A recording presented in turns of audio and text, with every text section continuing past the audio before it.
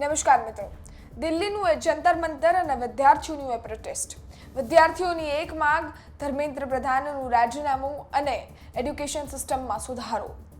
આ માંગ એટલી બધી વધી રહી છે કે હવે ગુજરાતના રાજ્યોમાં અલગ અલગ જિલ્લાઓમાં પણ આને લઈ વિરોધ નોંધાઈ રહ્યો છે. પહેલા અમદાવાદ, પછી સુરત અને હવે ગઈકાલે મોડી રાતે રાજકોટમાં પણ વિદ્યાર્થીઓ રોડ રસ્તા પર ઉતરી આવ્યા.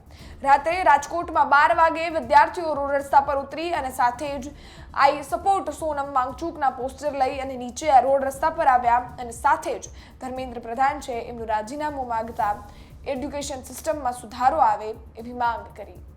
આમ આદમી પાર્ટીના સભ્ય પદ્મિની બાવાળા છે એમને પણ ત્યાં સપોર્ટ કર્યો અને એમને પણ એ જે રેલી હતી એમાં હાજરી આપી અને સાથે જ સરકારને ચીમકી પણ આપી. શું કહ્યું પદ્મિની બાવાળાએ, સૌપ્રથમ તેમને સાંભળીએ.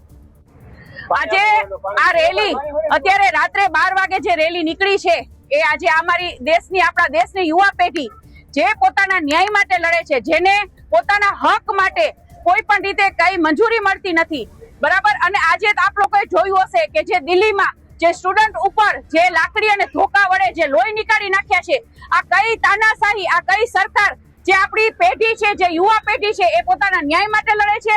અને આજે બેટી બચાવો બેટી પઢાવો, આજે ત્યાં કેટલી દીકરીઓને માર પડ્યા છે, કેટલી દીકરીઓ ગુમ થઈ ગઈ છે, બરાબર. આ કેવી તાનાશાહી આપ સૌ જોઈ રહ્યા છો, એના માટે થઈ અને આજે સ્ટુડન્ટ આજે 12 વાગે એનો ન્યાય માંગવા માટે નીકળ્યા છે.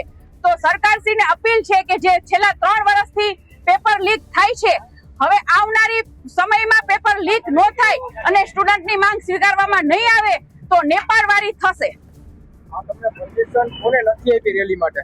પરમિશન કોઈ સાંભળતું જ નથી, પરમિશન કોઈ આપતું જ નથી. પરમિશન માટે સૌથી પહેલા અમે મેલ કરેલો હતો. મેલમાં જ્યારે કર્યો ત્યારે એને જવાબ તો નથી આવ્યો. અમે અમારી રીતે પ્રોટેસ્ટ કાઢેલું હતું. કોને મેલ કરેલો હતો?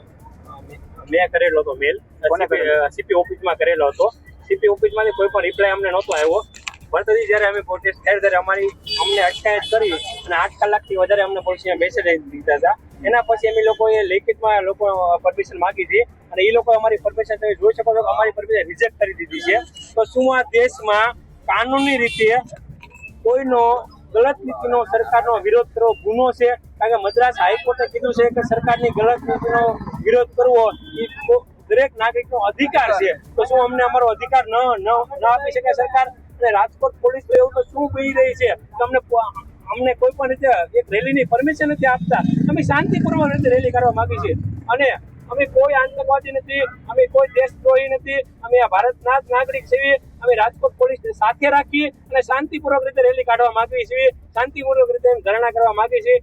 અમે રાજકોટ પોલીસને તમારા માધ્યમથી વિનંતી કરીએ છીએ કે પ્લીઝ આ સ્ટુડન્ટોનો સવાલ છે, આ દેશના ભવિષ્યનો સવાલ છે, પ્લીઝ અમને પરમિશન આપો.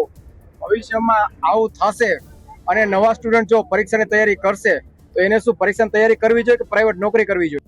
આપણે સાંભળ્યા પદ્મિની બાવાળાને, જેમને આ જે સ્ટુડન્ટની રેલી હતી એમાં હાજરી આપી, એમને સહયોગ આપ્યો, એમાં રાત્રે 12 વાગે એમની સાથે જોડાઈ અને ત્યાં સરકારને ચીમકી આપતા એવું કહ્યું કે હવે નેપાળવાળી થશે. નેપાળનું એ પ્રોટેસ્ટ જેમાં જેન્ઝીઝ છે એમણે સરકાર બદલી નાખી અને હવે એ જ ચીમકી પદ્મિની બાવાળા પણ અહીંયા આપી રહ્યા છે. તમને શું લાગે છે આ જે પ્રોટેસ્ટ થઈ રહ્યું છે એમાં જે દિલ્હીમાં જે વસ્તુ થઈ એ કેટલા અંશે યોગ્ય છે? સ્ટુડન્ટ્સ, વિદ્યાર્થીઓ એક એવી પેઢી છે જે ભારતનું આવનારું ફ્યુચર છે અને એ જ ફ્યુચર, એ જ વિદ્યાર્થીઓ પર જે રીતે દાંડી વરસી છે, જે રીતે દંડા માર્યા છે પોલીસે, જે રીતે લાઠીચાર્જ કર્યો છે, અનેકના ફ્રેક્ચર થયા છે, અનેકને માથા પર વાગ્યું છે, માથા ફોડી નાખ્યા છે, કેટલા અંશે વ્યાજબી છે? એકવાર એટલું વિચારજો કે આટલી હદની જ્યાં સુધી તમે વસ્તુઓ કરી રહ્યા છો એનાથી ફરક ખાલી એ વર્ગને નહીં પડે, એનાથી જોડાયેલા અનેક લોકોને પડશે. તમારું શું માનવું છે? કમેન્ટ ચોક્કસથી કરજો. ધર્મેન્દ્ર પ્રધાનના રાજીનામાને લઈ આ પ્રોટેસ્ટ હજી પણ ચાલી રહ્યો છે, એને લઈ તમારું શું માનવું છે? કમેન્ટ કરજો. ફરી મળીશું. ગુજરાત તક જોતા રહો. ધન્યવાદ.